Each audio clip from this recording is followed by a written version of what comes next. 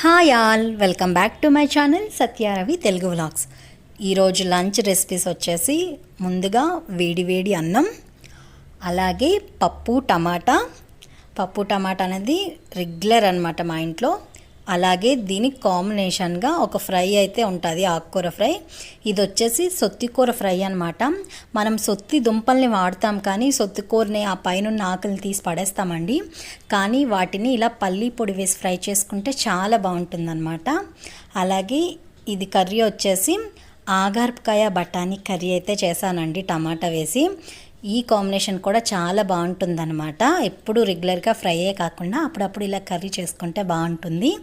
ఇంకా ఫైనల్గా ఊరు నుండి తెచ్చిన నువ్వుల అప్పడాలు, అలాగే మా పాప కోసం ఫింగర్స్ అనమాట. తన కర్రీ తింది కదా.